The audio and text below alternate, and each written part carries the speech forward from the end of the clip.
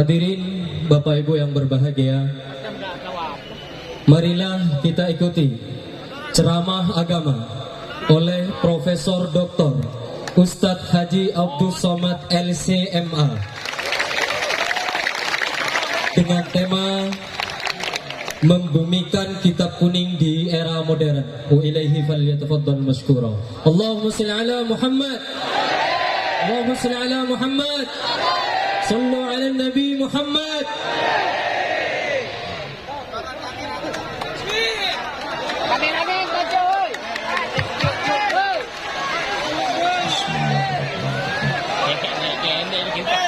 Assalamualaikum warahmatullahi wabarakatuh. Waalaikumsalam warahmatullahi wabarakatuh. Alhamdulillahi wa kafa wassalatu wassalamu ala al-habibil mujtaba wa ala alihi wa ashabihi ahli as-sidqi wal wafa. Subhanaka la ilma lana illa ma 'allamtana innaka antal alimul hakim. Rabbi syrah li sadri wa yassir li amri wahlul 'uqdatam min lisani yafqahu qawli. Kullu amrin zibalin, semua amal yang baik, walam yubda' bihamdillah, kalau tidak dimulai dengan ucapan pujian kepada Allah, fahuwa aqta', maka amal itu putus, tak dapat dibawa sebagai bekal menghadap Allah. Maka kita awali dengan alhamdulillahi rabbil alamin. Semua majlis kalau tidak disebut selawat kepadanya, maka majlis itu menjadi antana jifah, majlis bangkai busuk berulat dan berbau. Maka majlis yang penuh dengan kehormatan kemuliaan ini kita ucapkan namanya Allahumma salli ala sayyidina Muhammad wa ala alihi wa sahbihi wa barik wa sallim. Laisa minna, tidak termasuk golongan kami, kata Rasulullah sallallahu alaihi wasallam. Man lam yarham saghirana, tidak sayang kepada anak-anak, walam ya'rif syarafa kabirina, tidak hormat kepada orang tua, bukan umat Nabi Muhammad sallallahu alaihi wasallam. Yang sama-sama kita hormati, dimuliakan Allah Subhanahu wa taala. Yang mulia guru kita semua, Raden Kiai Haji Muhammad Rafi'i Baydawi, Khadimul Ma'had Al-Hamidi Banyuanyar. Guru kita Raden Kiai Haji Rafi'uddin Syamsul Arifin, Dewan Pengasuh Darul Ulum Banyuanyar. Para masyayikh Pondok Pesantren Batu Bata, Pondok Pesantren Panyepen, dan seluruh para pengasuh pondok pesantren, para ulama, tokoh masyarakat, para santri, dan semua hadirin. Kalau tuan ke Pamekasan, jangan lupa membawa kipas. Kenapa ada nama yang tak disebutkan? Karena tak tertulis di atas kertas. Sahabat saya, guru kita Al-Mukarram Kiai Haji Dr. Ahmad Fauzi Tijani, pimpinan Pondok Pesantren Al-Amin Prenduan, yang menyertai saya selama beberapa hari ini sampai pulang hari Senin. Tapi yang pulang saya, beliau tidak ikut. Kemudian pula guru kita semua Al-Mukarram Syekh Kiai Ali Karrar Hafizahullah. Semua yang tak disebutkan, muslimin muslimat, mukminin mukminat, hadirin hadirat yang belum kawin dan belum sunat, semuanya dimuliakan Allah Subhanahu wa taala. Abdul Somad datang ceramah tausiah ke Pondok Pesantren Banyuanyar. Salah. Abdul Somad datang ke Pesantren Banyuanyar ingin mengambil barokah. 227 tahun. Berapa kali ganti KTP? Bagaimana kemuliaan mereka. Suatu ketika Imam Ahmad bin Hanbal datang ke Masjid Nabawi, lalu tangannya mengusap mimbar Rasulullah sallallahu alaihi wasallam. Setelah dia usap mimbar Rasulullah, dia letakkan ke mulutnya, dia cium. Summa qabbalahu, dia cium telapak tangannya. Kenapa? Karena beliau ingin mendapatkan atharus salihin, bekas-bekas orang-orang soleh. Di sana ada bekas tapak kaki Rasulullah SAW. Setelah beliau meninggal, datang bekas tapak kaki Sayyidina Abu Bakar Siddiq. Setelah itu datang bekas tapak kaki Sayyidina Umar ibn al-Khattab. Setelah itu datang bekas tapak kaki Sayyidina Utsman ibn Affan. Setelah itu datang bekas tapak kaki Sayyidina Ali bin Abi Thalib. Setelah itu datang bekas tapak kaki Sayyidina Hasan ibni Ali radhiyallahu anhu. Setelah itu datang bekas tapak kaki siapa saja orang-orang soleh. Padahal ketika itu Imam Ahmad bin Hanbal meninggal tahun 241. Hari ini Abdul Somad datang setelah pesantren Banyu Anyar berdiri 275 tahun. Walaupun kita tidak bertemu dengan mereka di dunia, insya Allah kita akan bersama di surga Jannatul Firdaus. Berani sekali Ustaz Somad tausiah di depan para alim ulama. Tadi waktu Ustaz duduk baca apa? Kirim Al-Fatihah. Untuk Maulana Kiai Isbat Al-Fatihah. Untuk Maulana Kiai Abdul Hamid sudah kirim Al-Fatihah. Untuk Kiai Baydawi sudah kirim Al-Fatihah. Supaya apa? Supaya melimpahlah madat dan barokahnya untuk kita semua, insya Allah. Ada seorang ulama ahli hadis yang memiliki majlis di Masjidil Haram, namanya Sayyid Alawi bin Abbas Al-Hasani. Kenapa disebut Al-Hasani? Karena dia keturunan Sayyidina Al-Hasan, anak Sayyidatuna Fatimah, anak Sayyidina wa Maulana wa Syafi'ina wa Dhukhrina wa Qurrati A'yunina Muhammad sallallahu alaihi wasallam. Sayyid Abbas sedang mengajar, lalu kemudian dia lihat ada orang tua yang sedang tawaf. Lalu dia bertanya kepada salah seorang muridnya, dia tanya kepada Kiai Baydawi, itu siapa? Orang tua itu adalah Sayyidil Walid, ayah saya. Ini orang salah satu daripada wali-wali Allah subhanahu wa ta'ala. La ya'riful wali illal wali. Tidak ada yang kenal wali kecuali wali. Jadi kalau ada yang mengatakan Abdul Somad itu wali, berarti dia wali murid atau wali kelas. Jadi sudah jelas kalau ada yang mengatakan Abdul Somad berani petantang-petenteng ceramah di depan alim ulama, dia hanya ingin mengambil barokah kemuliaan. Tapi Ustaz membelakangi mereka. Kok berani Ustaz? Coba putar lagi videonya mundur ke belakang. Sebelum maju tadi kan berbisik dulu ke Kiai. Kiai ke depan, kata Kiai silakan.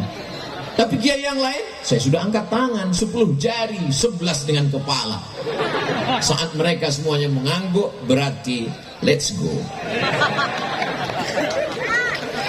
Al-adab fauqal ilmi. Ada yang lebih tinggi daripada ilmu, yaitu adab. Kalau ada orang mengatakan saya berilmu, saya banyak hafal ayat, saya banyak hafal hadis, kamu kalah dengan dia yang tak pernah salah. Siapa dia? www.google.com. Saya paling cerdas, semua kelipatan, kali-kali, bagi-bagi, tambah-tambah, saya hafal. Maka sesungguhnya kalkulator jauh lebih cerdas. Kalau ada orang mengatakan amalnya banyak, 1000 tahun beramal, naik langit pertama. 1000 tahun beramal, naik langit kedua. 1000 tahun beramal, naik langit ketiga. 1000 tahun beramal, naik langit keempat, kelima, keenam, ketujuh, sampai akhirnya dia sejajar dengan para malaikat. Ketika itu apa kata Allah? Wa idh qulna lil malaikati isjudu li Adam. Wahai seluruh malaikat, bersujudlah kamu kepada Adam. Fasajadu, semuanya bersujud, illa iblis. Saat itu bangkit egonya. Yang diperintahkan bersujud malaikat, sedangkan iblis bukan malaikat. Lalu dia siapa? Buka surat Al-Kahfi. Kana minal jinni. Dia berasal dari kalangan jin. Fafasaqa an amri rabbih. Dia melawan perintah Allah subhanahu wa ta'ala. Yang diperintahkan bersujud malaikat. Kenapa bisa ada satu yang aneh, yang asing, yang bukan malaikat? karena prestasi ibadahnya luar biasa sehingga dia sejajar dengan malaikat, tapi dia bukan malaikat. Jadi kalau ada orang bangga dengan ibadahnya tapi kurang adab dan taatnya, berarti dia bukan kata saya. Masya Allah, tabarakallah. Mudah-mudahan kita dijauhkan dari sifat iblis. La yadkhulul jannah, tak masuk surga, man kana fi qalbihi, siapa yang dalam hatinya mithqala habbatin min khardalin min kibrin, ada sombong sebesar biji sawi. Sebetulnya yang Ustaz bicarakan ini siapa? Saya. Di atas pentas, di atas karpet hijau, ada lagi karpet abu-abu lengkap dengan bunga-bunganya, dikawal dengan pasukan khusus anti santet.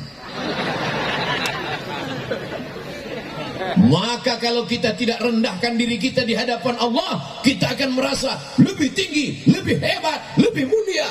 Apalagi protokol menyebutkan semuanya, Al-Mukarram, Profesor, Doktor, Syekh, hampir masuk tawon ke hidung, saking besarnya lubang, mengembang. Tinggal satu titel yang belum, almarhum. Pada saatnya semua akan tinggal, yang kekal abadi hanyalah harimau mati meninggalkan belang, gajah mati meninggalkan gading, manusia mati meninggalkan hutang. Manusia akan mati meninggalkan nama, apakah nama baik atau nama buruk. Kamu pernah ketemu Ustaz Somad? Pernah. Di mana kamu melihat dia? Di TikTok. Sombong sekali gayanya. Itu videonya dipotong, Beb. Kamu pernah ketemu Ustaz Somad? Pernah. Di mana kamu lihat? Di Instagram. Tapi cuma 1 menit, ngomongnya kasar. Itu orang nggak punya paket 2 giga.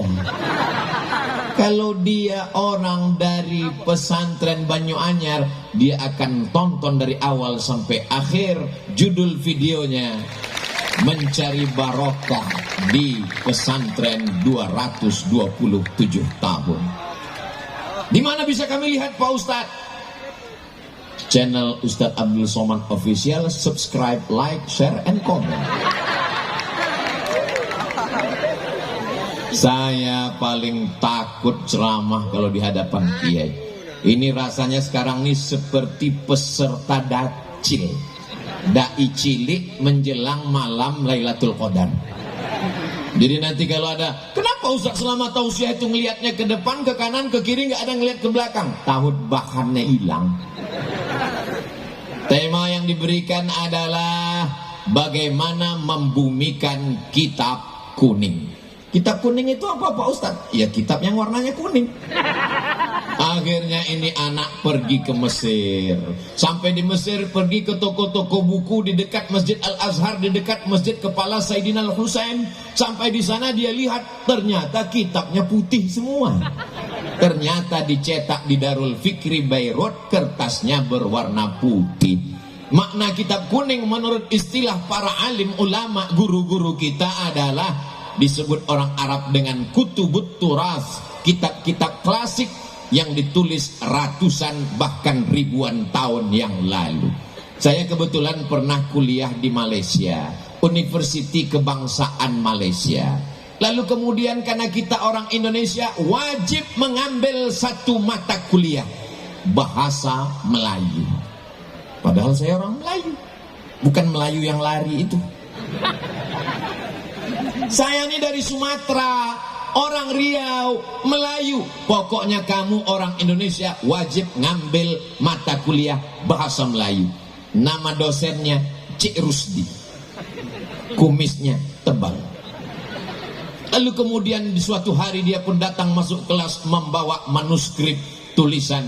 Dia katakan, ini adalah manuskrip Melayu umurnya 100 tahun. Coba kalian baca masing-masing, silakan. Begitu kami baca, nggak faham. Padahal bahasanya bahasa Melayu, umurnya baru 100 tahun. Tapi hari ini anak-anak pesantren Banyu-Anyar membaca kitab Sahih Al-Bukhari, ditulis oleh Imam Muhammad bin Ismail bin Ibrahim bin Al-Mughirah bin Bardisbah Al-Bukhari dari Uzbekistan meninggal pada tahun 256 Hijrah. Umur kitab itu sekarang 1200 tahun. Semua santri faham. Kitab Quran yang mengaku orang Melayu, bahasa Indonesia, tapi ternyata tidak paham. Padahal umur manuskrip baru 100 tahun. Kenapa kita bisa paham Sahih Al-Bukhari? Karena bahasa Arab tidak mengalami perubahan. Itulah dia bahasa Al-Quran. Al-Quran yang dibaca Nabi Muhammad SAW didengarkan oleh makmum. Makmumnya membaca, didengarkan oleh sahabat. Sahabat membaca, didengarkan tabi'in. Tabi'in membaca, didengar tabi'in sampai ke guru kita. Makanya kalau ada orang masuk Islam mu'alaf, ngaji nggak pakai guru, dia hanya modal internet, dia cari Al-Quran digital, enter. Habis itu dia coba-coba baca. Dia akan baca alama. Karena tulisannya alif baris atas, lam baris atas, mim baris atas. Karena tidak berguru. Tapi ketika dia berguru, dia akan dengar bacaan yang benar. Alif lam mim. Tidak ada tulisannya begitu. Kita berguru kepada guru-guru kita. Itulah makanya disebutkan man la syaikha lahu fasyaitanu syaikhuhu. Siapa yang tidak berguru, maka setanlah gurunya. Alhamdulillah semua santri-santri dari sejak berdiri 227 tahun yang lalu, ternyata pecahan dari murid, dari santri yang mendirikan pondok-pondok pesantren, lebih dari 400 pondok pesantren, insya Allah akan terus bertambah, mengalir sebagai amal jariah sampai hari kiamat insya Allah. Kita tidak perlu ngaji pada kiai, kita tidak perlu ngaji sama ulama. Cukup kembali kepada Al-Quran dan baca hadis Nabi. Berpeganglah kepada dua saja, Quran dan hadis. Oh gitu, iya. Lalu kamu belajar baca Quran sama siapa? Sama guru. Itu kan ulama. Guru saya boleh, guru kamu nggak boleh. Kebetulan kami di Sumatera, cara belajar baca Qurannya, alif di A, alif di bawah I, alif depan U, A, I, U. Sahabat saya di Pulau Jawa, alif fathah A, alif kasroh I, alif dhammah U, A, I, U. Di Madura gimana cara bacanya? Nabi tidak mengatur cara membacanya. Terserah pakai ijtihad apa. Dulu pakai qaidah Baghdadiyah. Lalu kemudian muncul metode namanya Iqra. Muncul lagi metode namanya Qiraati. Muncul lagi metode namanya orang dari Batam, namanya Pak Hatta. Dia buat metode Hattaiyah. Kalau Abdul Somad buat metode Somadiyah. Ini adalah ijtihad untuk memberikan kemudahan-kemudahan. Lalu kalau dikatakan siapa yang membaca Quran dengan metode yang tidak diajarkan Nabi, maka dia sudah melakukan perbuatan bid'ah. Terbantahkan dengan ucapan Sayyidina Umar ibn al-Khattab saat melihat orang sholat tarawih dengan imam yang bagus, dengan jamaah yang ramai, dibuat 20 rakaat ditambah 3 witir. Apa kata beliau? Ni'matil bid'atu hadhihi. Inilah sebaik-baik bid'ah, karena belum ada dilaksanakan di zaman Rasul, tapi perbuatan ini baik selama sesuai dengan Quran dan sunnah Rasulullah sallallahu alaihi wasallam. Suatu ketika saya sedang menyampaikan tausiah, datang orang ngasih kertas. Ustaz Somad, ini ada pertanyaan. Apa pertanyaannya? Yang ngasih pertanyaan pakai cincin emas. Kita tahu bahwa cincin emas hukumnya haram. Pas ditanya, kenapa kamu ke masjid pakai cincin emas? Saya mengikut perintah Al-Quran. Lama saya termenung, ayat yang mana ini? Dia bacakan ayat, ya ayyuhalladzina amanu, hai orang-orang beriman, khudzu zinatakum inda kulli masjid. Kalau kamu mau ke masjid, pakailah perhiasan-perhiasan. Ini perhiasannya. Gara-gara kembali ke Al-Quran tanpa melalui pemahaman ulama. Padahal asbabun nuzul ayat itu adalah ketika mereka dulu zaman jahiliyah melaksanakan tawaf di Masjidil Haram, bunyi kalimatnya Oryanon Talek, mohon maaf. Oryan, mohon maaf, tidak layak di depan kiai, telanjang, tidak pakai pakaian. Sebagaimana lahir tidak membawa dosa dan pakaian, maka tawaf pun tidak pakai pakaian. Turun ayat, ya ayyuhalladzina amanu, hai orang yang beriman, khudzu zinatakum, pakailah pakaian inda kulli masjid, ketika kamu mau masuk ke Masjidil Haram melaksanakan tawaf. Di mana kami bisa lihat penjelasan itu? Dalam kitab-kitab tafsir. Di antaranya tafsir Imam Abu Ja'far Ibnu Jarir At-Tabari pada abad ketiga. Berarti kitab ini umurnya 1100 tahun yang lalu. Masuk ke kategori kitab kuning, maka dia kitab kuning walaupun warnanya putih. Jadi kalau ada orang yang mengatakan kita tidak perlu kitab kuning, kita cukup dengan Al-Quran, kalimatul haq urida bihal batil. Kalimatnya benar, kita kembali ke Quran, tapi maknanya batil. Kenapa? Orang akan baca Quran sendiri, terjemahkan sendiri, pahami sendiri, nyasar sendiri. Kamu kalau nyasar, nyasar aja sendiri, jangan bawa-bawa orang lain. Betul? Jamaah yang dimuliakan Allah Subhanahu wa ta'ala, ini jamaah ramai luar biasa sampai nggak kelihatan ujungnya di mana. Kalau mau tahu ujungnya di mana, maka nyalakan semua handphone yang ada senternya. Yang nggak punya senter, beli senter, jual handphonenya.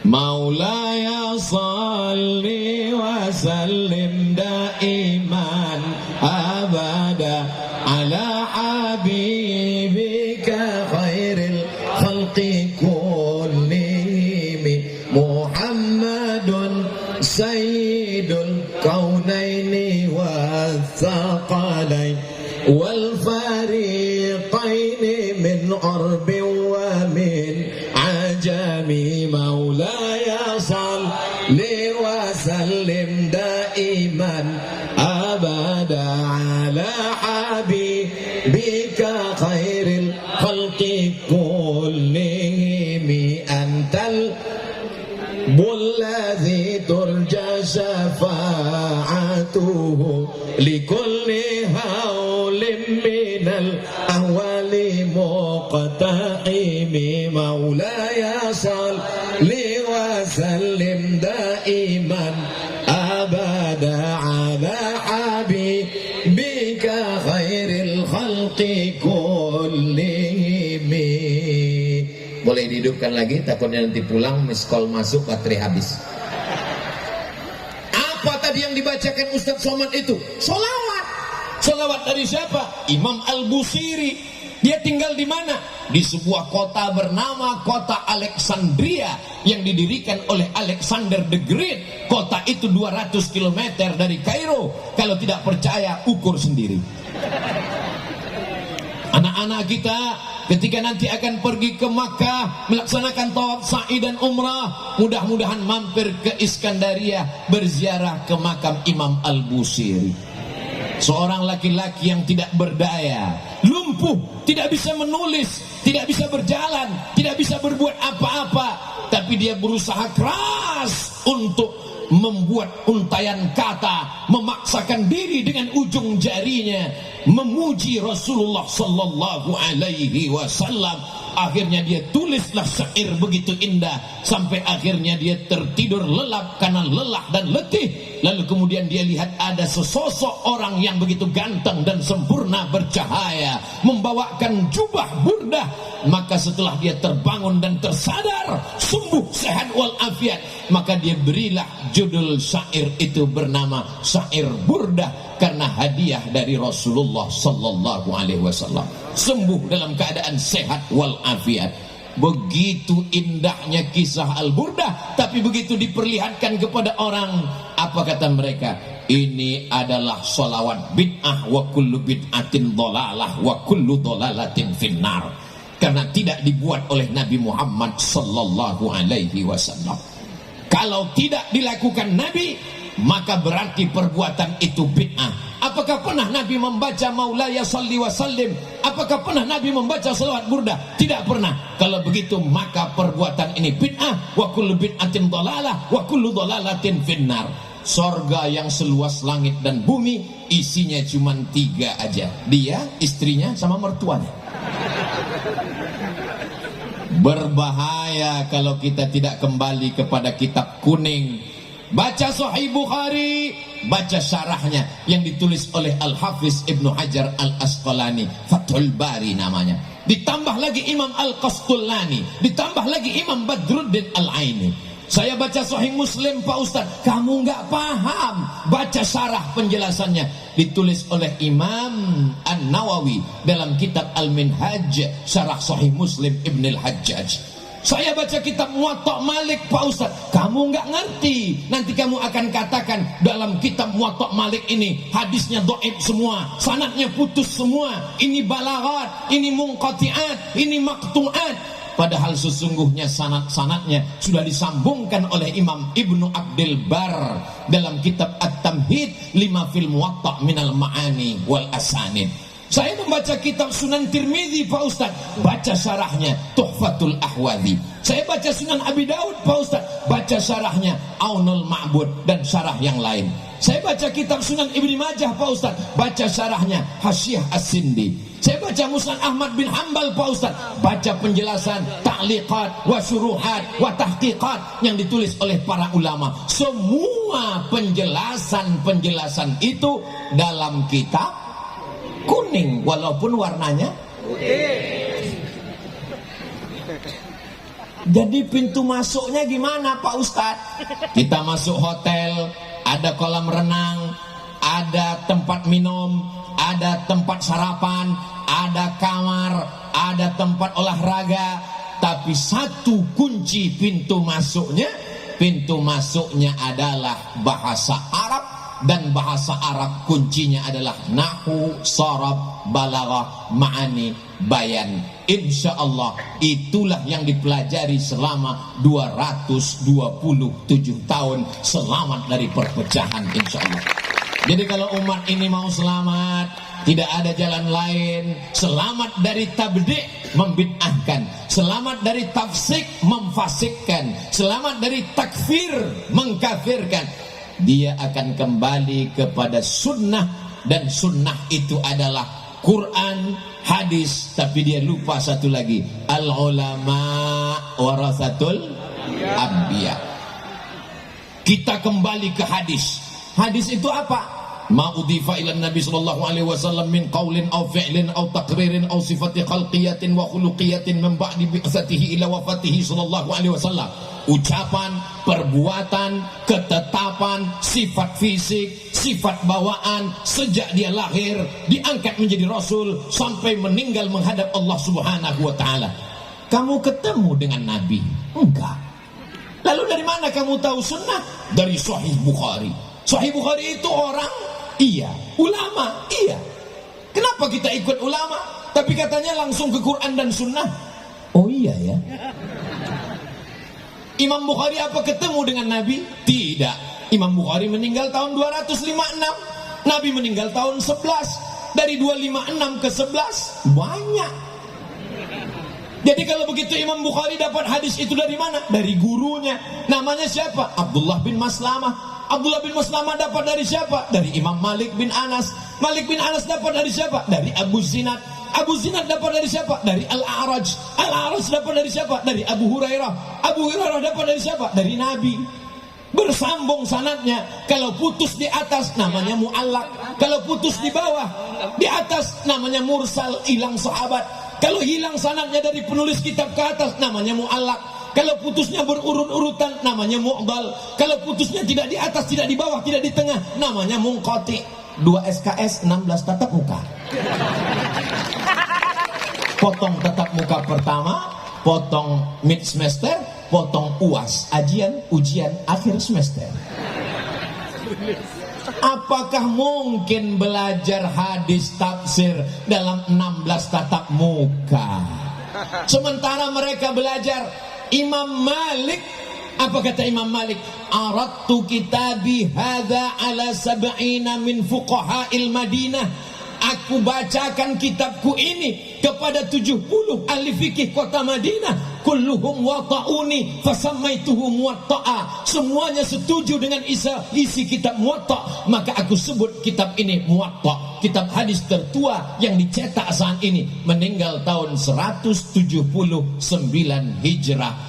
Catatan-catatan penting dari Imam Malik ke guru-gurunya bersambung sampai ke Nabi sallallahu alaihi wasallam. Al-isnad minad din. Sanad adalah bagian dari agama. Fanzuru amman ta'khudhu dinakum.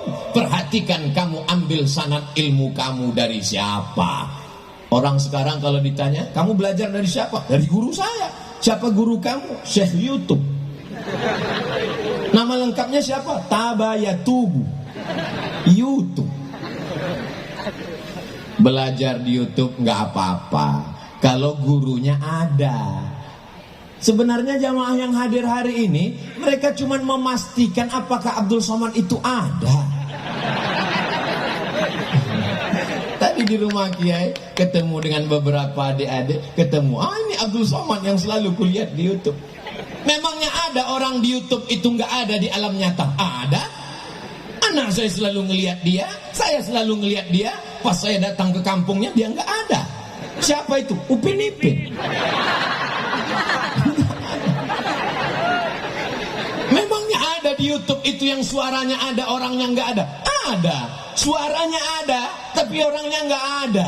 Siapa itu? Ya itu kalau kita tanya, Anda sedang berada di Jalan Sudirman, jangan belok kiri, terus aja. Itu suaranya ada, orangnya nggak ada. Itu mesin. Kalau dijamin orangnya ada, kita dengar kajiannya. Kalau nggak paham kita tanya ke guru, kita bisa komplain. Maka ini adalah perbuatan kemajuan teknologi membuat kita menjadi mudah untuk belajar. Bukankah dulu Al-Quran tidak ditulis di atas kertas? Al-Quran ditulis di pelepah korma, di tulang onta, di batu yang ceper. Masya Allah, langsung kertas datang. Syukran ya. Kertas barang mewah dari Tiongkok. Mereka membuat bubur yang terbuat dari bambu. Karena negeri itu disebut dengan negeri tirai bambu. Bambunya habis dimakan oleh panda. Lalu kemudian bambu dibubur. Setelah bubur bambu dijemur, jadilah kertas. Lalu kemudian kita pun sekarang menemukan ada yang disebut dengan pulp and paper. Pulp, bubur kertas. Paper, bubur yang sudah dibuat menjadi kertas. Kertasnya kenapa warnanya kuning? Karena terbuat dari ubi yang murah. Kertas yang mahal, yang punya uang adalah orang Eropa dan Amerika. Ini termasuk kertas yang mahal. Kenapa? Karena lintar, tintanya tidak luntur. Apa yang terjadi ketika kertas tidak ada? Mereka menulis Quran di pelepah korma, di tulang onta. Lalu kemudian kapan Al-Quran baru ditulis di atas kertas? Ketika 70 penghafal Quran meninggal dunia, memerangi seorang nabi palsu bernama Musailamah Al-Kadzab. Nama kampungnya Yamamah, nama orangnya Musailamah, nama kampungnya Yamamah. Karena mikrofonnya kurang jelas, jamaah pulang ke rumah cerita nama nabi palsunya Yamamah, nama kampungnya Musailamah. Yang cerita serius, yang dengar ngangguk. Lalu kemudian apa yang terjadi? Ketika itu Sayyidina Umar ibn al-Khattab mengatakan, wahai khalifata Rasulillah, ini 70 penghafal Quran sudah meninggal dunia. Aku khawatir kalau penghafal Quran ini meninggal, Quran akan hilang. Kalau begitu kita mesti membukukan Al-Quran. Apa kata Abu Bakar Siddiq?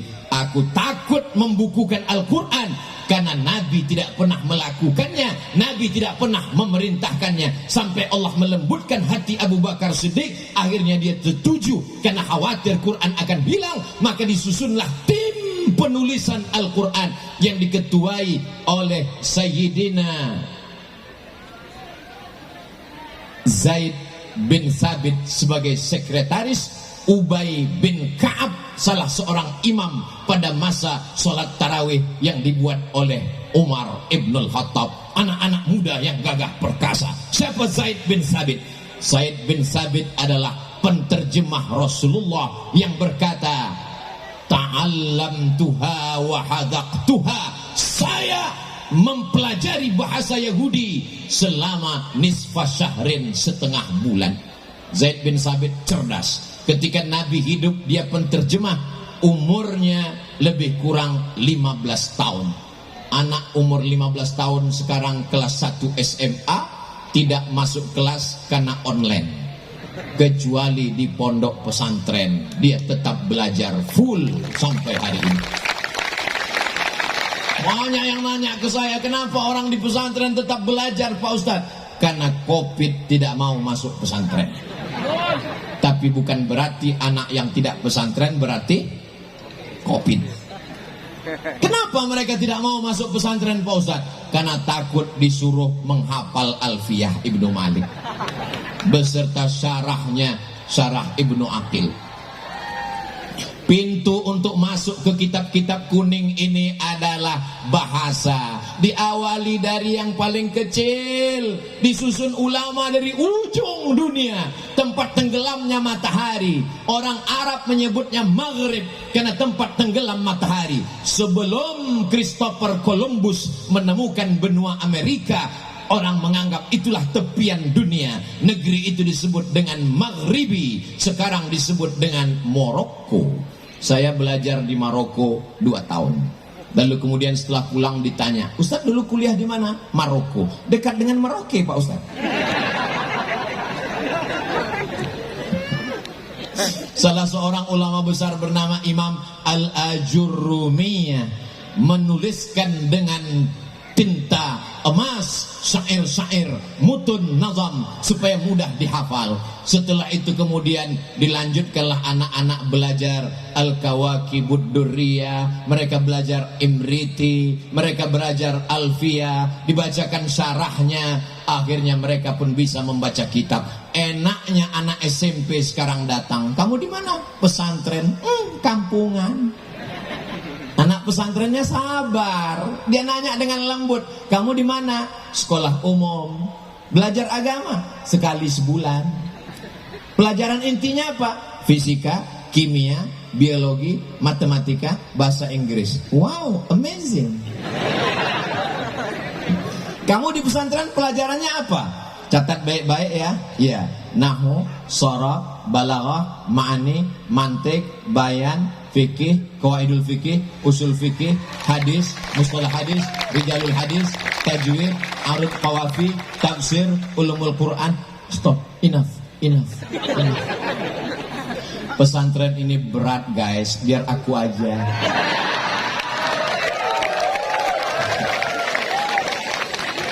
Banyak orang salah sangka, anaknya nggak lulus SMP negeri, nggak lulus SMP plus, nggak lulus SMP swasta karena mahal. Ya udahlah masuk pesantren aja.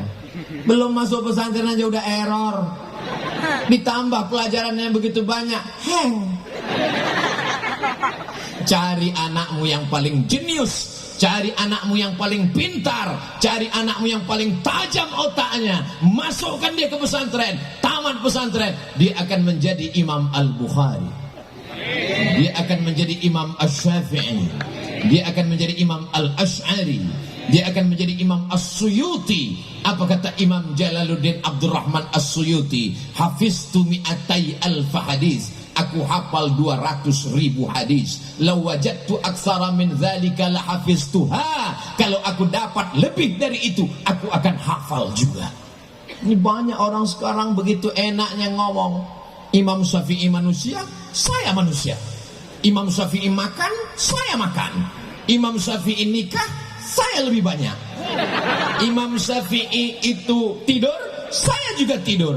Kalau Imam Syafi'i boleh baca Quran mengeluarkan hukum, saya juga bisa baca Quran dan mengeluarkan hukum. Orang yang begini jangan dimarahi, cuman tanya aja lembut-lembut sambil berbisik. Udah ngopi belum?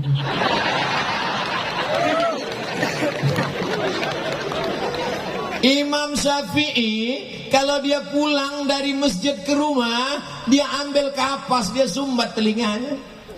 Sampai ke rumah orang nanya, kenapa disumbat? Karena kalau aku buka, semua yang aku dengar dari rumah sampai ke masjid, aku hafal. Oh, saya nggak percaya Pak Ustadz, kalimat Ustadz terlalu mengada-ada. Mana ada manusia yang secerdas itu? Cari aja di YouTube, www.youtube.com. Buat di situ tes IQ tertinggi internasional. Akan dites manusia tercerdas di dunia di zaman sekarang. AAA, QQ, 7, BB, QQ, CC, bisa dia ulang kembali. Orang yang seperti itulah yang cerdas, yang membaca Al-Quran, yang menghafal hadis Rasulullah Sallallahu Alaihi Wasallam. Jangan karena tidak bisa lalu dikatakan tidak ada. Tapi bukan berarti karena anak kita tidak secerdas itu lalu besok rame-rame narik anaknya dari pesantren. Anak-anakku yang sudah berada di pesantren, belajar kitab kuning, banggalah menjadi anak pesantren. Bangga apa tidak bangga? Mengalir pahalanya sampai hari kiamat anakku. Tapi saya mau jadi polisi Pak Ustadz. Emang saya nanti kalau pesantren punya ijazah? Loh, anak pesantren baca kitab, tapi mereka juga punya ijazah formal. Tapi setelah selesai sanawiyah 3 tahun, aliyah 3 tahun, mereka nggak pulang kampung. Pas ditanya, nggak pulang? Enggak. Kenapa? Kitabnya belum khatam. Lebih sayang kitab daripada ijazah formal. Ijazah formal bisa didapatkan dengan paket A, paket B, paket C. Tapi dibaca kitab, dia mesti dibaca berulang-ulang, didengarkan, ngantuk dikit salah baca. Kitabnya bagus, tapi karena bahasa Arab ini begitu banyak, tulisannya mirip, cara bacanya beda. Al-Jannah, Al-Habbah, Al-Junnah, Al-Jinnah, itu tulisannya sama semua. Makanya jangan baca kitab yang sudah digigit rayap. Nyari obat dari kitab, lalu tulis. Sebetulnya kitab itu tulisannya Habbatun Sauda, tapi karena digigit rayap tulisannya Hayatun Sauda. Ular hitam dia tangkap, memang nggak sakit, mati langsung. Kalau ada dokter-dokter spesialis, ujian akhirnya sebelum buka praktek, dia mesti bisa bahasa Latin. Kenapa? Karena buku-buku kedokteran diambil dari bahasa Latin, dari bahasa Yunani, lalu diterjemahkan ke dalam bahasa Arab. Saya melihat 2 jilid di perpustakaan Darul Hadis Maroko, ditulis oleh Ibnu Sina.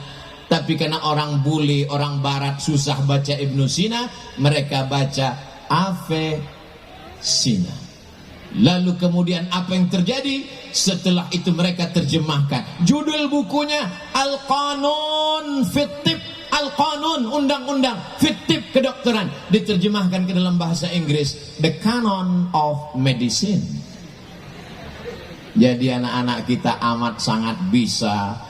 Pak Ustadz, kami nggak bisa bahasa Inggris. Bahasa Inggris perubahannya cuma berapa?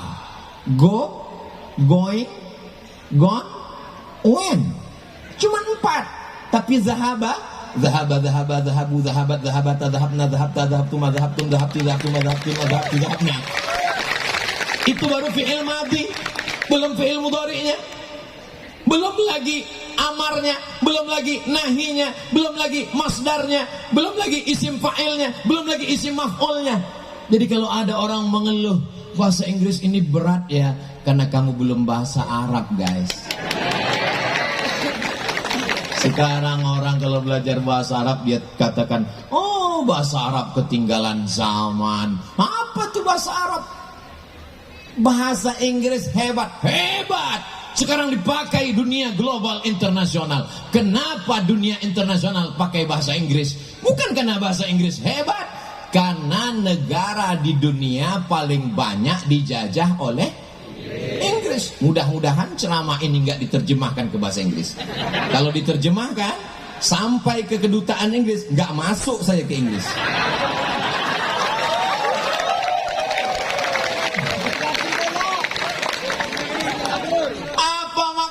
Apa maknanya Maka bahasa Arab itu disebut dengan lughatud dhad. Kenapa bahasa dhad? Karena tidak ada huruf dhad. Dalam bahasa Inggris ada huruf shin. Ada? Masa ada huruf shin dalam bahasa Inggris? Ada. Mana? Workshop, shopping center, sheriff. Ada. Ada dalam bahasa Inggris huruf tha. Ada. Health. How about your health? WHO itu singkatan dari World Health Organization. Tapi huruf bod, huruf ain, tidak ada dalam bahasa Inggris huruf ain. I love you. Tidak ada dalam bahasa Inggris qalqalah. Tidak ada. Makanya kamus bahasa Arab, kamus bahasa Indonesia lengkap Purwadarminta, satu jekal. Tapi kamus Ibnu Manzur Lisanul Arab, kamus bahasa Arab, dulu ketika di pondok baru pakai kamus Munjid fil lughati wal a'lam, bangganya luar biasa. Dibawa ke masjid, sampai di masjid rupanya untuk bantal. Begitu melihat perpustakaan besar, Tajul Arus, Al-Muhit, Lisanul Arab, Al-Qamus, ternyata kamus-kamus ini luar biasa. Untuk onta saja berapa? An-Naqah, Al-Ibil, begitu banyak kata-katanya. Al-Jamal, mohon maaf Pak Jamal, jangan tersinggung. Tapi nama suami saya Jamal, itu pakai alif. Al-Jamal. Dalam bahasa Inggris, mau panjang mau pendek nggak ada beda. What are you doing? Nggak ada beda. Tapi dalam bahasa Arab berbeda panjangnya, berbeda intonasinya, berbeda maknanya. Suatu ketika saya pulang dari airport naik taksi.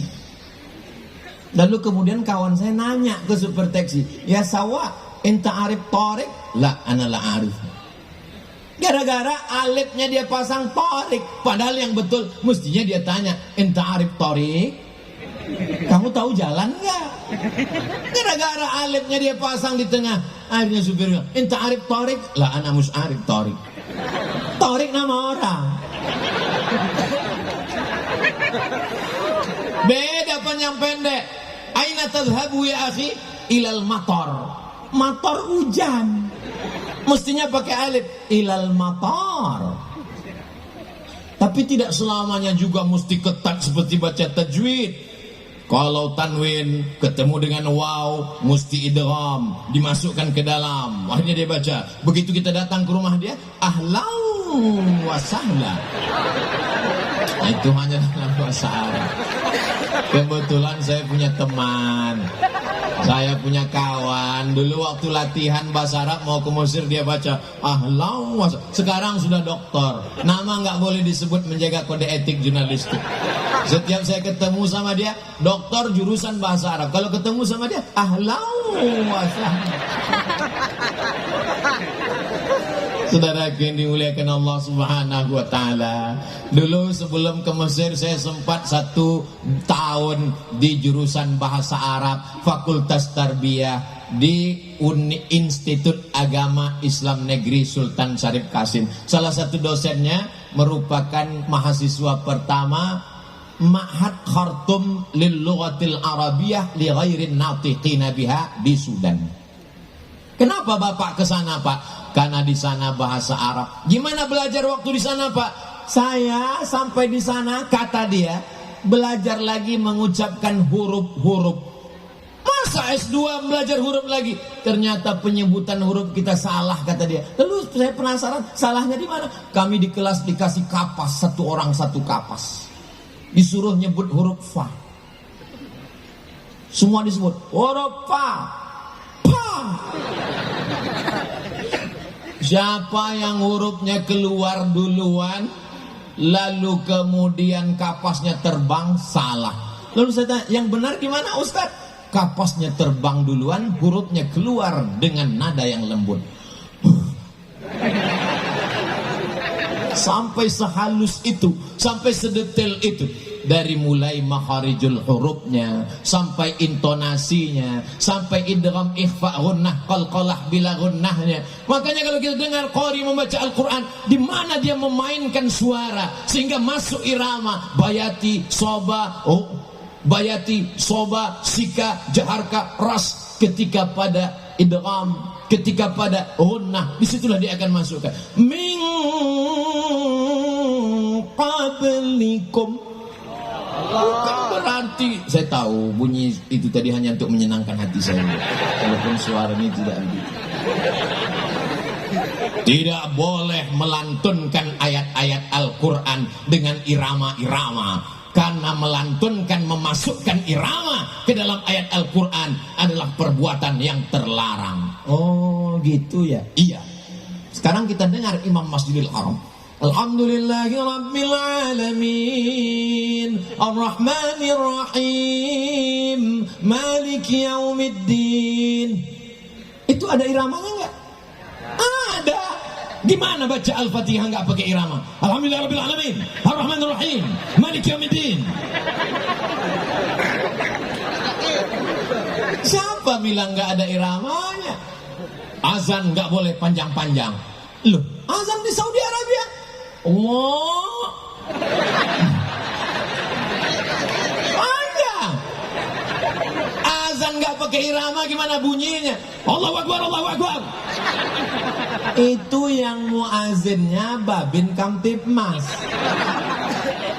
Mereka walaupun polisi, walaupun tentara, Babinsa nggak tinggal sholat berjamaah. Kalau azannya lembut, jamaahnya tidur. As-salatu khairum minan naum. Maka Pak Babinsa dengan Babin Kamtibmas dia robah iramanya. As-salatu khairum minan naum. Langsung jamaah siap. Itu 50 anak pesantren dengan ijazahnya dia bisa jadi dokter spesialis. Apalagi kalau dia hafal Quran dia bisa dapat beasiswa. Sekarang ada namanya Bintara Santri Angkatan Darat, dia bisa jadi jenderal. Bintang 7 jangan sakit kepala, cukup bintang 4 saja. Ketika dia punya kekuasaan dia akan menolong agama Allah. Tapi basicnya mestilah pesantren. Saya diceritakan oleh sahabat saya, dulu kiai-kiai itu menjadi pasukan Hizbullah, menjadi pasukan pengusir tentara Jepang dan Belanda. Teriakan mereka adalah teriakan Allahu Akbar. Santri-santri dulu orang mengatakan hari kita mengusir Belanda adalah tanggal 10 November. Betul, tidak salah. Tapi kenapa orang bersemangat, berjihad, tak takut mati 10 November? Karena sebelumnya ada resolusi jihad tanggal 22 Oktober. Dari 22 Oktober ke 10 November, pada saat itu ada perjuangan luar biasa. Ulama lah yang mengajarkan bahwa kalau kau mati, kau akan mati syahid. Sehingga mereka berjuang li'i'la'i kalimatillah. Allahu Akbar. Maka Belanda lari pontang-panting, Jepang lari pontang-panting, tinggal sendalnya. Itulah disebut dengan sendal Jepang. Dan pesantren Banyuanyar, betul, menjadi bukti sejarah salah satu rudal Belanda mendarat kemari. Dan mukjizat karomah, kalau mukjizat untuk Nabi, karomah untuk wali Allah, tidak meledak. Tidak meledak. Lalu apa yang terjadi? Lalu dibongkar, dibuang misiunya, dibuang kabel-kabelnya. Sekarang untuk jadi teng. Jamaah yang dimuliakan Allah Subhanahu wa taala, karamah yang diberikan Allah kepada para wali-wali Allah untuk apa? Menunjukkan bahwa dia ada. La yazalu 'abdi yataqarrabu ilayya bin nawafil. Kalau hambaku itu mendekatkan diri kepadaku dengan ibadah sunnah, hatta uhibbah. Hadis sahih Muslim. sampai aku cinta kepadanya. Fa idza ahbabtu, kalau aku sudah cinta kepadanya, fa akunu ainahu yubsiru biha, aku akan menjadi matanya, dengan matanya dia akan memandang. Bukan berarti dia menyatu dengan Allah, tapi kemudian pandangannya adalah pandangan Allah Subhanahu wa taala. Tidak ada yang sulit bagi Allah. Innama amruhu idza arada syai'an ayyaqula lahu kun fayakun. Apa maknanya? Anak kita yang di pesantren baca kitab, bahasa Arab, ijazah dapat, selesai, fikihnya mantap, ngerti Quran, ngerti hadis, bisa lulus apapun, yang paling diinginkan adalah barokah guru, barokah habaib, barokah kiai. Banyak orang berilmu tapi tidak ada barokahnya. Rezeki juga begitu, duitnya banyak tapi nggak ada barokahnya. Duit apa namanya? Duit hantu dimakan setan. Mudah-mudahan dengan majelis ilmu hidup kita jadi barokah. Anak-anak kita barokah menjadi soleh dan solihah. Istrinya barokah menjadi penyejuk mata, penenang jiwa. Saya Pak Ustadz kalau ngelihat istri itu senang sekali. Tapi kamu belum nikah, lihat istri orang Pak Ustadz. Oh jangan. Mohon maaf guys, saya keceplosan. Masya Allah, tabarakallah. Allahumma salli ala Sayyidina Muhammad wa ashghili zalimin bizalimin wa akhrijna min bainihim salimin wa ala alihi wa sahbihi ajma'in. Sallallahu rabbuna ala nuril mubin Ahmad al-Mustafa sayyidil mursalin wa ala alihi wa sahbihi ajma'in wa ala alihi wa sahbihi ajma'in. Mudah-mudahan dengan berselawat dosa-dosa kita diampunkan Allah, dinaikkan derajat kita di hadapan Allah, didapatkan kemuliaan, kebaikan-kebaikan, beramal soleh sesuai dengan janji Rasulullah sallallahu alaihi wasallam. Man shalla alayya salatan, siapa yang berselawat kepadaku satu kali, sallallahu alaihi biha asyra, Allah balas 10 kebaikan. Wa huttat anhu asyra sayyiat, dihapuskan 10 kesalahan. Wa rufi'at lahu asyra darajat, dinaikkan 10 derajat tingkatan kemuliaan. Ternyata sekarang sudah jam 9. Tadi saya mulai tausiah jam 8. Begitu saya cerita, nyampaikan ini, ngomong, lihat jam, udah jam 9. Ternyata ngomong di depan orang yang hatinya khusyuk itu nggak terasa 1 jam. Ustaz Somad nih basa-basi aja ngomong pelipur lara. Enggak, dari tadi sampai sekarang saya belum ada ngeliat jam. Wallahi tallahi billahi, saya ceramah terus, baru lihat tuh sudah 1 jam. Sampai-sampai saya ragu, jangan-jangan jam ini mati. Ternyata kalau kita ngomong, orang hatinya terbuka, kita menyampaikan juga cair, tak terasa. Saya pernah tausiah, rasanya lama sekali, menjelang buka puasa.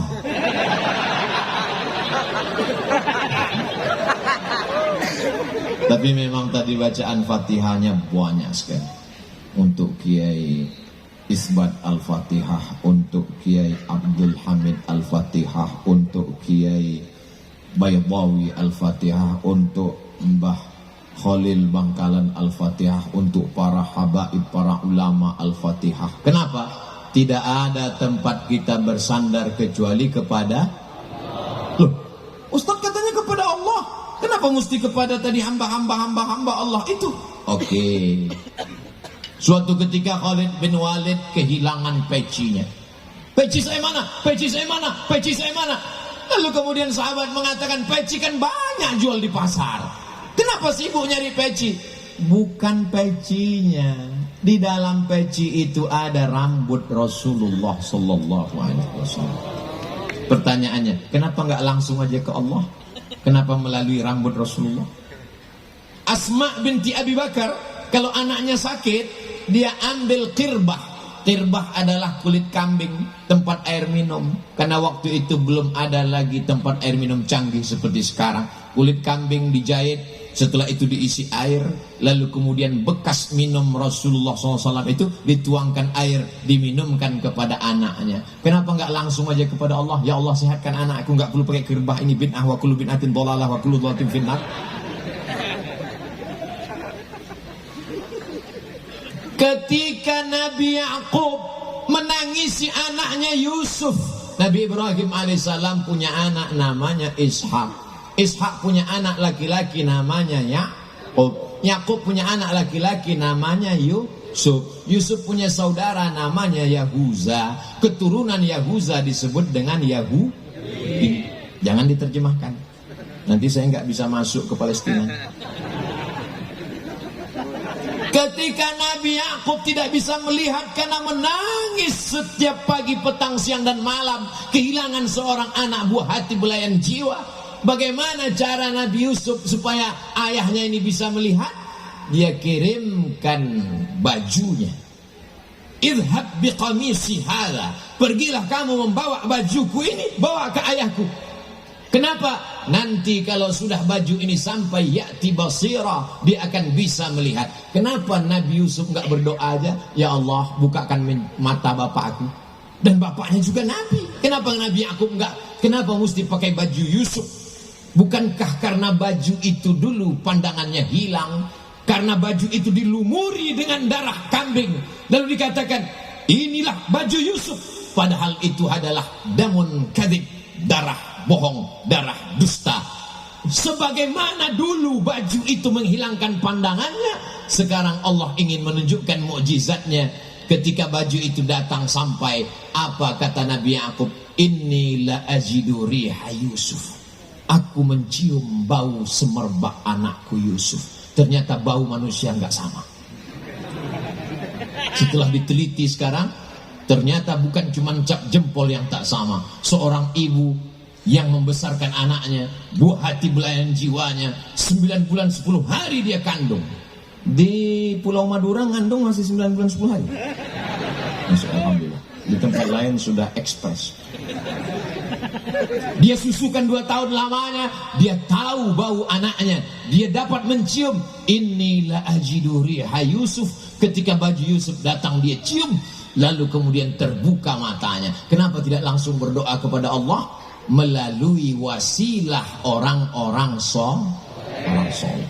Jadi kalau ada orang mengambil barokah dari para alim ulama, dari para habaib, dari zuriat Rasulullah, dari orang-orang yang dianggap wali Allah, yang dinyatakan wali masyhur, menyatakan ini wali Allah, dan dia mastur, dia tidak pernah mengakui dirinya, tapi orang lain mengatakannya, maka saya termasuk orang yang selalu suka mengambil barokah-barokah. Mudah-mudahan barokah ini melimpah kepada kita semua. Di mana kita bisa dapatkan itu? Di dalam kitab kuning. Idza matal insan, kalau manusia mati, begitu dalam Sahih Muslim. Tapi ada juga yang meriwayatkannya idza mata ibnu Adam. Enggak apa-apa, karena memang kita semuanya adalah anak Adam. Yang tidak keturunan Adam berarti keturunan monyet, menurut Charles Darwin. Idza matal insan, kalau manusia mati, inqata'a, putus. Lalu setelah orang meninggal ada keluarganya ngaji. Bismillahirrahmanirrahim. Yasin wal Qur'anil Hakim. Kalau baca Yasin begitu slow, pelan. Karena banyak juga orang sekarang baca Yasin cepat sekali, 120 km per detik. Allahumma fayakun, Allahumma turja'un. Datang orang membacakan hadis, idza matal insan, idza mata ibnu Adam, inqata'a amaluhu. Jangan bacakan lagi karena sudah putus. Yang putus itu apa? Yang putus itu adalah orang yang meninggal putus amal taklifi. Orang ninggal nggak wajib sholat, orang ninggal nggak wajib puasa, orang ninggal nggak wajib bayar zakat. Maka kalau ada orang nggak mau sholat, nggak zakat, nggak puasa, maka dia mesti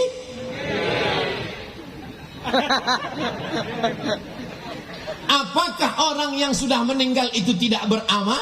Kita lihat penjelasan ulama ketika Nabi Muhammad SAW Isra Mi'raj. Subhanalladzi asra bi'abdihi laylan minal masjidil haram ilal masjidil aqsa. Dalam perjalanan Nabi Muhammad SAW melihat Jibril. Iya, itu apa yang terang di bawah? Itu kuburnya Nabi Musa. Nabi Musa lagi ngapain? Sholat di kuburnya. Pertanyaannya, Nabi Musa udah meninggal atau masih hidup? Sudah meninggal. Tapi katanya orang meninggal nggak beramal. In qata'a amaluhu. Itu yang sholat itu siapa? Oh, kalau begitu hadisnya dhaif. Enak aja, mentang-mentang nggak sesuai lalu hadisnya didhaifkan.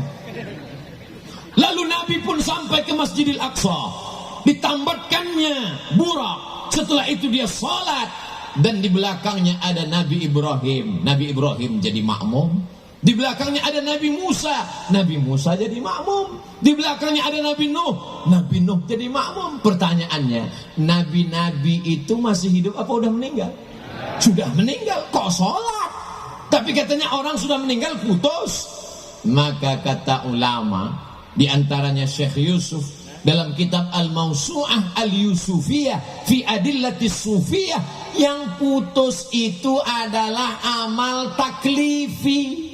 Dia tidak lagi sholat wajib, dia tidak lagi zakat wajib, dia tidak lagi zikir baca Quran wajib, tapi bahwa mereka beramal. Maka sesungguhnya wali-wali Allah, orang mati syahid, para nabi, mereka tetap beramal. Kalau mereka tidak beramal, tidak mungkin mereka menjawab salam kita saat lewat di makam. Assalamualaikum ya ahlad diyar minal mu'minin wa inna insyaallah bikum lahiqun yarhamullahu mustaqdimina wal mustaakhirin nas'alullah lana wa lakumul afiyah. Kalau hafal panjang, kalau nggak hafal gerak-gerakkan aja mulut. Mereka pun akan menjawab waalaikumsalam warahmatullahi wabarakatuh. Tapi kita tidak mendengar jawabannya. Itu menunjukkan bahwa mereka sesungguhnya tidak mati, tidak berhenti. Maka apa kata Allah? Wala taqulu liman yuqtalu fi sabilillahi amwat bal ahya walakin la tash'urun. Masya Allah, tabarakallah. Jadi kalau mau menyelesaikan masalah khilafiyah di tengah masyarakat, solusinya adalah kembalikan kepada kitab kuning. Kalaupun dia ikhtilaf, dia akan berlapang dada menerima perbedaan, karena debatnya bukan debat kusir, tapi punya referensi. Dia akan saling menghormati, seperti perdebatan antara Imam Malik bin Anas dan Imam Abu Hanifah. Imam Malik bin Anas ahli hadis, meninggal tahun 179 Hijrah. Tapi ada di sana madrasah ahlul ra'i, namanya Imam Abu Hanifah, namanya Imam Hanafi, meninggal di Kufah pada tahun 150 Hijrah. Berdebat antara ahlul ra'i dengan ahlul hadis. Setelah berdebat, datang Imam Laith bin Sa'ad dari Mesir menjumpai Imam Malik. Malik, ya, bagaimana kamu melihat Hanafi tadi? Kata Imam Malik, belum pernah aku melihat orang yang hujahnya sehebat Abu Hanifah. Setelah itu Imam Laith datang menemui Imam Hanafi. Hai Abu Hanifah, bagaimana kau dapati Malik tadi? Apa kata Imam Hanafi? Aku belum pernah melihat orang yang hafalan hadisnya sehebat Malik bin Anas. Mereka saling membesarkan, bukan menjatuhkan. Mereka saling mengagumi. Itulah ikhtilaf salaf. Itulah ikhtilaf orang berilmu. Betul kata Imam Muhammad bin Idris Asy-Syafi'i, ma jadaltu aliman illa ghalabtuhu wa ma jadaltu jahilan illa ghalabani. Kalau aku berdebat dengan orang alim berilmu, aku menang. Tapi kalau aku berdebat dengan orang dungu, aku selalu kalah. Kenapa? Karena mereka berdebat bukan dengan ilmu, tapi berdebatnya dengan urat leher. Kalau cerita urat leher, siapa yang paling kuat teriak, dialah yang menang. Adik-adik, yang sudah di pesantren, jangan merasa dibuang orang tua. Kalian adalah orang yang beruntung karena sudah diberikan kesempatan menuntut ilmu. Lanjutkan sampai khatam kitab-kitab. Banyak sekarang anak-anak kalau dimasukkan ke pesantren merasa anak yang sudah dibuang. Sore-sore menjelang azan maghrib bersandar di bawah pohon kelapa. Jangan-jangan aku anak adopsi. Allah Maha Penyayang, jatuh pohon kelapa, langsung sehat. Bayangkan kalau orang tuamu tidak sayang, tidak kenal ulama, tidak ngerti barokah, dibelikannya engkau rumah, kamarnya mewah, dibelikan mobil, dibelikan gadget, dibelikan handphone, dibelikan macam-macam alat hiburan. Itu bukan sayang, itu menjerumuskan anak ke dalam neraka jahanam. Kalau sayang dengan anak, maka hantarkan dia ke pesantren, kenalkan dia dengan kiai. Kiai, ini anakku. Sebagaimana dulu Ummu Sulaim datang membawakan Sayyidina Anas bin Malik kepada Sayyidina Muhammad sallallahu alaihi wasallam. Ya Rasulullah, mereka kaya memberikan tanahnya, mereka kaya memberikan sumurnya, mereka kaya memberikan dinar, dirham, emas, peraknya. Aku wanita biasa, yang kuserahkan adalah anakku. Lalu anak itu pun didoakan Nabi. Apa kata Nabi sallallahu alaihi wasallam? Allahumma aksir amwalahu wa auladahu waj'alhu min ahlil jannah. Banyakkan hartanya, banyakkan anaknya, jadikan dia penghuni surga. Akhirnya apa yang terjadi ketika Sayyidina Anas bin Malik meninggal dunia, dihitung anak keturunannya hampir 100 orang. Tapi tidak ada disebut di situ Allahumma aktsir amwalahu wa auladahu wa azwajahu. Enggak perlu, karena itu udah automatically. Dan yang lain punya kebun, panennya setahun sekali. Sayyidina Anas bin Malik panennya setahun 2 kali. Dan sahabat Nabi yang meninggal terakhir di kota Basrah, Irak, adalah Sayyidina Anas bin Malik. Barokah doa. Jadi kalau kita kitabnya mungkin kurang lancar, ngajinya mungkin kurang kuat, tapi insya Allah bi barokati kiai, barokah habaib, barokah guru, insya Allah kita dapat itu, insya Allah. Amin. Suara trompet habis waktu atau tadi Pak Kiai mengatakan, Ustadz Somad silakan tausiah sampai jam 2. Saya biasanya tausiah itu mata saya melihat kemana-mana, itu melihat berapa orang yang nguap. Kalau jamaah nguap 3, demikianlah tausiah ini saya sampaikan, mudah-mudahan berkah. Dari tadi saya keliling, nggak ada yang nguap. Ini masalah. Karena memang ini santri wali santri, orang-orang yang biasa dengar pengajian, Pulau Madura negeri yang religius, ditambah lagi barokah para habaib, para kiai, para guru kita. Jadi mereka semangat. Yang jadi masalah, mereka semangat, saya nggak kuat. Jadi nanti jangan kesannya Ustadz Somad berhenti tausiah karena jamaahnya bubar. Enggak, jamaahnya luar biasa. Saya bisa jadi luar binasa.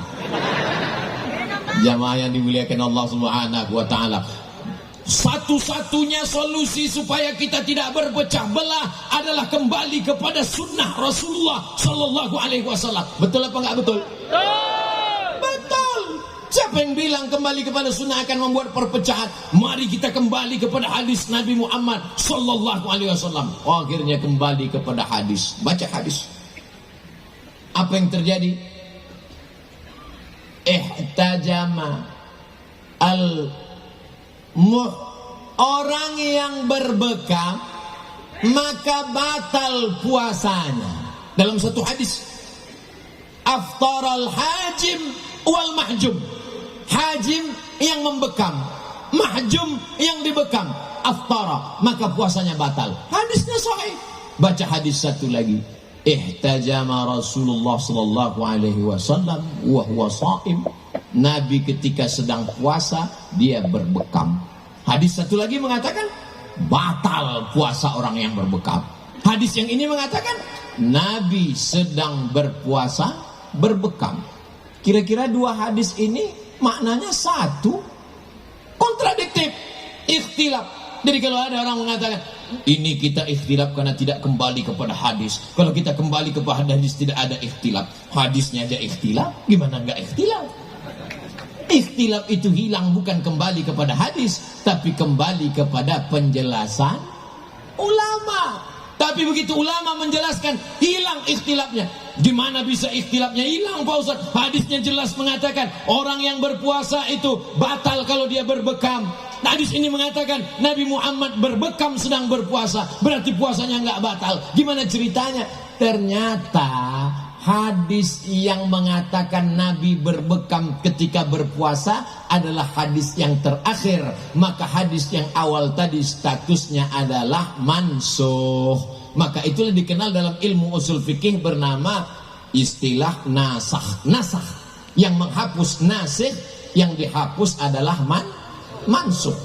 Dari mana ilmu usul fikih ini datang? Imam Muhammad bin Idris Asy-Syafi'i memanggil muridnya namanya Rabi Al-Muradi. Ta'al ya Rabi, ta'al. Kalau bahasa di kampung kami di Sumatera, come here a moment. Mohon maaf ya. Lalu datanglah Rabi. Ada apa wahai guruku? Tulis surat wahai Rabi. Lalu Imam Rabi mengambil pena dan kertas. Dia tulis semua yang keluar dari mulut Imam Syafi'i. Tulis. Jadi satu kitab. Itulah dia kitab Ar-Risalah, kitab usul fikih tertua di dunia yang ada sampai hari ini. Betul kata Imam Ahmad bin Hambal, kami menghafal hadis, tapi kami tidak mengerti mana hadis am, mana hadis khas, mana mutlak, mana muqayyad. Tidak mengerti. Maka datang seorang yang dikirim Allah Subhanahu wa ta'ala, pewaris para nabi. Jadi kalau ada orang mengatakan kami mengagumi Imam Syafi'i, kenapa? Karena kebetulan guru kami mazhabnya Syafi'i. Enggak salah. Ibu mengagumi Imam Syafi'i. Oh jelas Pak Ustaz. Kenapa? Suami saya namanya Pak Syafi'i. Mohon maaf Pak Syafi'i, jangan disini. Tapi orang yang berilmu dia mengatakan Imam Syafi'i lah datang menyelesaikan ikhtilaf-ikhtilaf yang ada di kepala ahli hadis. Ahli hadis hebat, luar biasa. Tapi mereka ini seperti orang yang menjual obat. Lalu datang apoteker, lalu datang dokternya yang menentukan dosisnya, yang mengatakan ini nasakh, ini mansuh. Oh ini bukan nasikh mansuh, tapi ini al-jam'u. Oh ini adalah menjelaskan. Itu semua adalah ulama. Tapi sekarang banyak orang tak percaya kepada ulama. Kalau mobilnya rusak, dia bawa ke bengkel. AC-nya rusak, dia bawa ke tukang servis. Handphonenya rusak, dia bawa ke counter HP. Tapi kalau agamanya rusak, dia betulin sendiri. Kita nggak perlu pada ulama. Kita bisa baca sendiri. Waktu mobilmu rusak, bisa kau betulin sendiri. Saya perlu pada bengkel. Tapi kenapa pada ulama kau tak percaya? Dan sekarang ada pula orang yang memaksa setiap anak-anak mesti mengikut selera dia. Jangan belajar kitab kuning aja, jangan ngapal Quran aja, belajar fisika, belajar biologi, belajar kimia, belajar sains teknologi. Betul, tidak salah. Tapi takutnya nanti orang pesantren membalik juga. Dia datang ke dosen fisika, dia datang ke guru kimia. Jangan cuma hebat kimia aja, baca juga ini Alfiyah Ibnu Malik, baca juga ini kitab kuning. Bisa orang berpikir terbalik demikian. Kita semua diberikan kelebihan-kelebihan. Ada mungkin kelebihannya di bidang ilmu umum, ada kelebihan di bidang ilmu agama. Tapi semua kelebihan ini dipakai untuk menolong agama Allah. In tansurullah yansurkum. Jadi anak kita kemana kelihatan kecenderungannya, insya Allah kita arahkan ke sana. Anak saya ini kemana-mana Pak Ustadz selalu bawa jarum suntik. Dokter spesialis. Nggak lulus Pak Ustadz, pecandu narkoba. Nauzubillah. Anak saya ini kemana-mana selalu mandi ke sungai, angkatan laut. Anak saya ini main semprit-sempritan, polisi lalu lintas. Tapi selalu bawa bola, wasit. Ternyata orang barat punya ilmu. Jadi anak-anak itu sudah tahu bakatnya dari kecil, diarahkan ke sana. Sekarang saya menemukan beberapa jamaah dokter, tapi hobinya nulis novel. Setelah ditanya-tanya, kronologis ceritanya, rupanya saya dulu nih fakultas kedokteran terpaksa Pak Ustadz. Untung gak salah suntik. Jadi kita lihat bakat anak kita ini kemana. Ustaz Somad dulu bakatnya gimana? Saya dulu, ini rumah saya, ini ada warung di dekat rumah. Jual minyak, jual gula, jual. Saya anak pertama, adik saya satu laki-laki. Mak saya nyuruh saya pergi beli minyak, beli gula ke samping, saya pun pergi. Kalau pergi saya nggak pulang-pulang. Kenapa? Diajak cerita sama yang tukang. Jadi dari kecil saya ini memang suka tukang cerita. Kawan-kawan saya kalau sekolah itu ada pohon di dekat kelas, saya cerita sama kawan-kawan saya keliling sampai terlambat masuk kelas. Jadi perlu juga kita cari orang yang pandai bercerita, tapi bukan tukang dongeng, supaya ceritanya itu berkualitas, diisi dengan ayat, diisi dengan hadis, diisi dengan penjelasan agama, maka sesuai. Ada orang yang tidak pandai bercerita, tapi nulisnya mantap, nulis novel berat, menceritakan tentang ulama ini berat, tapi begitu ditulis dalam bentuk novel maka luar biasa. Berdakwah, ceramah, apalagi kalau ceramahnya ngamuk-ngamuk, marah-marah, berat, tapi kalau dituliskan dalam novel, Masya Allah. Saya pulang mendarat ke Jakarta, mampir di rumah teman saya lihat ada novel, saya tanya, itu novel? Iya, bestseller, baru cetak. Berapa lama kau baca? Habis maghrib, selesai azan subuh, khatam. Apa judulnya? Ketika Cinta Bertasbih. Di dalamnya ada kisah-kisah dakwah. Jadi dakwah ini bisa lewat cerita. Itulah yang dilakukan oleh Wali Songo dulu. Ketika mereka menebarkan Islam, mereka tahu saudara-saudara di Nusantara ini hobinya nyanyi-nyanyi, suka melantunkan, maka mereka buatkan ada wayangnya, ada lagunya. Dan kalau kita lihat lagu-lagu sholawat itu banyak sekali yang tidak ditemukan di Mesir. Saya di Mesir 4 tahun gak pernah dengar sholawat itu. Iramanya itu gak pernah saya dengar. Kemudian saya pindah ke Maroko 2 tahun, gak pernah saya dengar. Ustaz Somad ini kan bilang di Mesir 4 tahun, Maroko 2 tahun, di Sudan dia cuma mau bilang lama di Arab. Kalau cuma lama di Arab, onta lebih lama Pak Ustaz.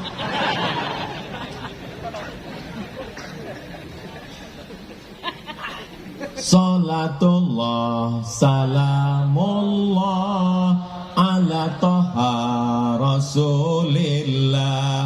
Salatullah, salamullah ala Yasin Habibillah. Tawassalna bi bismillah wa bil hadi Rasulillah wa kulli mujahidin lillah bi ahlil badri ya Allah. Salatullah, salamullah ala Taha Rasulillah. Salatullah, salamullah ala Yasin Habibillah. Tawassalna bi bismillah wa bil hadi Rasulillah wa kulli mujahidin lillah bi ahlil badri ya Allah. Irama itu tidak pernah saya dengar sekalipun. Itu murni kreasi orang kita. Tapi masuknya bukan dalam ayat Al-Quran, dalam sholawat, oke. Dalam lantunan nasyid tidak masalah. Ada orang lagu Melayu dia masukkan, nggak apa-apa. Tapi kalau sampai dimasukkan di dalam azan, dimasukkan dalam ayat Al-Quran, takalluf, merubah makna, walaupun bayati soba sikana awan jaharka, tapi kalau dimasukkan merusak makna, maka ulama mengharamkannya. Iyyaka na'budu. Tanyalah kepada qori-qori kita. Itu semua sudah diatur oleh para ulama. Falaula nafara min kulli firqatin minhum ta'ifatun liyatafaqahu fid din. Jangan semuanya pergi berperang. Perang itu penting, jihad menolong agama Allah, tapi jangan semuanya. Falaula nafara min kulli firqatin minhum ta'ifatun. Ada 2-3 orang liyatafaqahu fid din, untuk belajar ilmu agama. Tujuannya untuk apa? Liyunziru qaumahum idza raja'u ilaihim la'allahum yahdzarun. Mudah-mudahan anak-anak yang belajar di pesantren Banyuanyar pulang ke kampung halaman menjadi dai menolong agama Allah Subhanahu wa ta'ala. Saya ini orangnya bodoh Pak Ustadz, dulu nggak ngaji Pak Ustadz, maka saya balas kebodohan saya. Anak saya mesti di pesantren, mesti baca kitab, mesti tamat. Bagus. Sekarang ada orang berpikiran lain. Saya ini bodoh Pak Ustadz, anak saya mesti lebih bodoh dari saya. Perbaiki, karena semua akan dituntut di hadapan Allah Subhanahu wa ta'ala. Kullukum ra'in, setiap kamu adalah pemimpin, wa kullukum mas'ulun, semua kamu akan disoal, semua kamu akan ditanya. La tus'alunna yawma idzin 'anil na'im. Semua nikmat akan ditanya, dan di antara nikmat yang terbesar adalah nikmat anak. Berapa banyak orang minta punya anak? Rabbi habli minas sholihin, Rabbi habli min ladunka dzurriyyatan thayyibah, Rabbana hab lana min azwajina wa dzurriyyatina qurrata a'yun waj'alna lil muttaqina imama. Semua anak-anak muda ini akan menjadi anak-anak yang soleh dan soleh. Ustaz dari tadi kok anak-anak terus? Kami yang bapak-bapak, bapaknya sudah soleh duluan. Sudah tua nggak soleh juga. Kapan lagi? Malaikat maut udah dekat. Jadi kalau Ustadz Somad selalu menceramahi anak muda, ada juga orang-orang ibu-ibu, bapak-bapak. Ustadz Somad, kami yang tua ini perlu juga diberikan semangat, motivasi Pak Ustadz. Kalau mau semangat, nggak usah dengar ceramah, lihat aja liang lahat. Insya Allah semangat. Ini Ustadz lagi ngejek kami atau gimana? Saya dalam 1 bulan mesti langsung melihat liang lahat. Oh, itulah tempatmu nanti Abdul Somad. Berapa banyak jamaah yang datang, tidak ada satupun yang mau gantian sip-sipan malam pertama, malam kedua, malam ketiga. Walaqad ji'tumuna furada kama khalaqnakum awwala marrah. Kamu akan datang menghadap kami, kata Allah, sebagaimana kau dulu lahir sendirian, kau pun akan datang menghadap Allah sendirian. Tapi anak-anak yang tamat dari pesantren, dia berdoa di tengah malam meneteskan air mata. Rabbighfirli wali walidayya warhamhuma kama rabbayani shaghira. Tapi salahmu, anakmu tidak kau masukkan ke pesantren. Kau terpukau dengan artis yang ada di TV, lomba nyanyi, kontes musik. Akhirnya anakmu pun menyanyikan lagu. Saat kau mati, dia nyanyikan lagu Mama.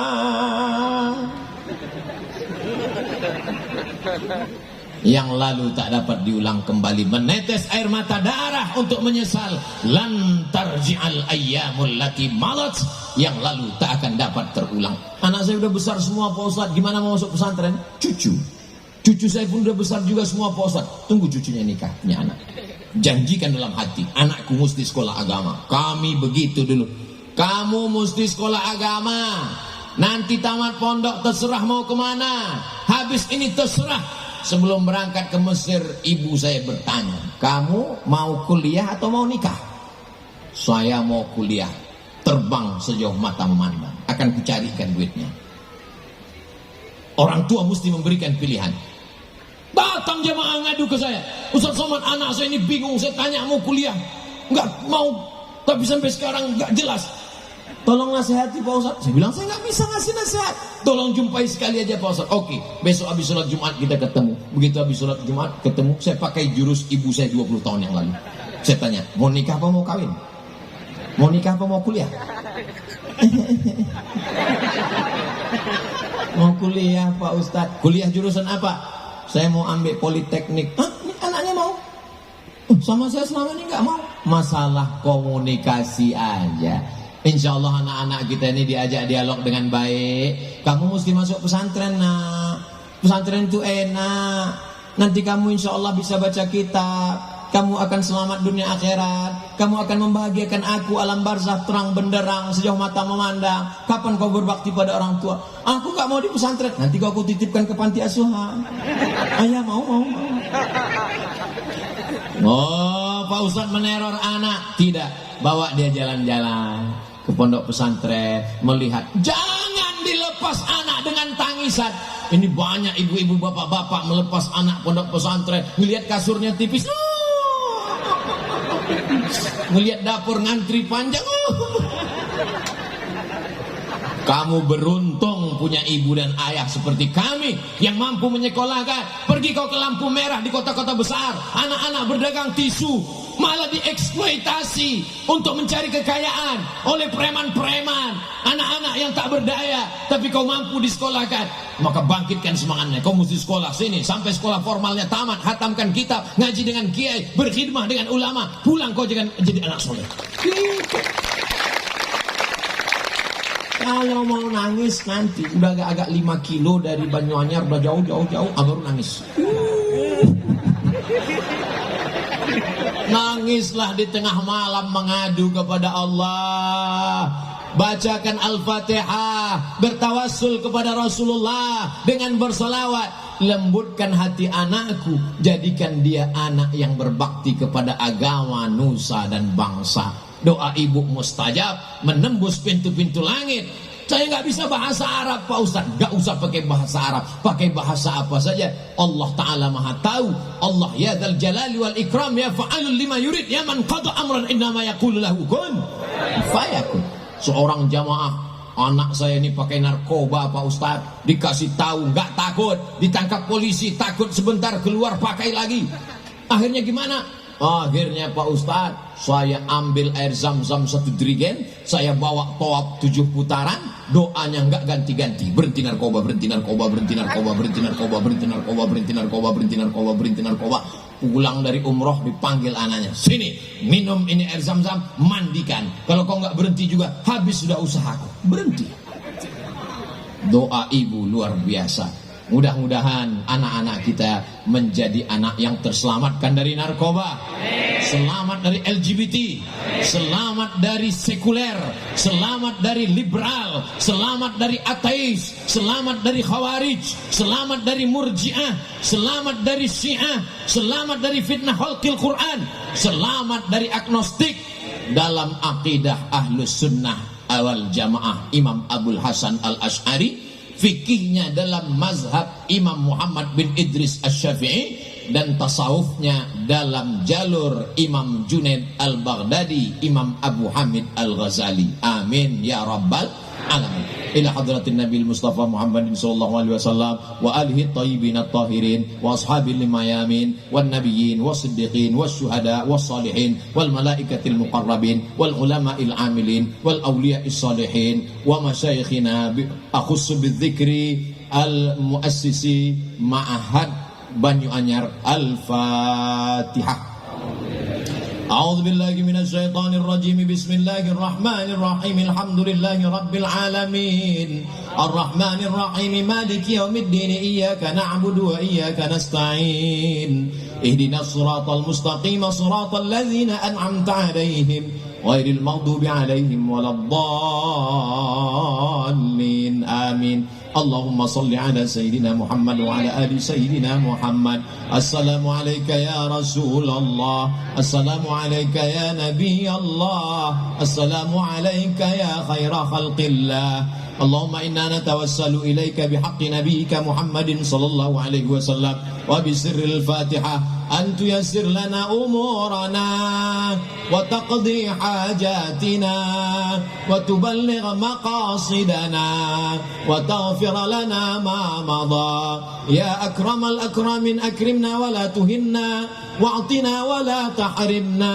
ربنا اغفر لنا ذنوبنا ولآبائنا ولأمهاتنا ولمشايخنا ولأزواجنا ولذرياتنا ولمن أحسن إلينا ولجميع الحاضرين والحاضرات. اللهم لا تدع لنا في مقامنا هذا وفي ساعتنا هذه ذنبا إلا غفرته ولا هما إلا فرجته ولا دينا إلا قضيته ولا حاجة من حوائج الدنيا والآخرة لك رضا ولنا فيها صلاة إلا قضيتها ويسرتها يا رب العالمين. اللهم ارزقنا زيارة بيتك العتيق، اللهم ارزقنا زيارة قبر نبيك محمد صلى الله عليه وسلم.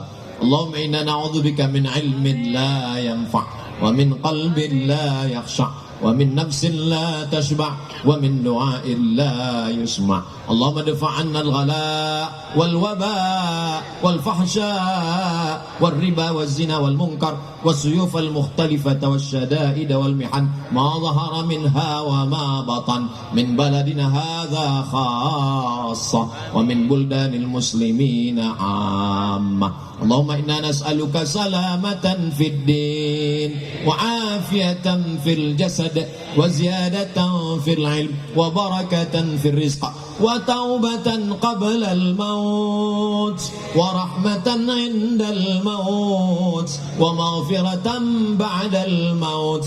اللهم هون علينا في سكرات الموت والنجاة من النار والعفو عند الحساب. ربنا آتنا في الدنيا حسنة وفي الآخرة حسنة وقنا عذاب النار. وصلى الله على سيدنا محمد وعلى آله وصحبه وسلم بسر الفاتحة. أعوذ بالله من الشيطان الرجيم. بسم الله الرحمن الرحيم. الحمد لله رب العالمين الرحمن الرحيم مالك يوم الدين إياك نعبد وإياك نستعين اهدنا الصراط المستقيم صراط الذين أنعمت عليهم غير المغضوب عليهم ولا الضالين آمين. Terima kasih atas segala perhatian. Mohon maaf atas segala kesilapan dan kekhilafan. Aqulu qouli hadza astaghfirullah li wa lakum wallahul muwaffiq ila aqwamit thariq. Wassalamu alaikum warahmatullahi wabarakatuh. Waalaikumsalam warahmatullahi wabarakatuh. Demikian tadi ceramah agama oleh Ustaz Abdul Somad. Semoga apa yang telah beliau sampaikan senantiasa menjadi ilmu yang bermanfaat di dunia wal akhirah. Akhiran walafu minkum. Wassalamualaikum warahmatullahi wabarakatuh. Assalamualaikum warahmatullahi wabarakatuh.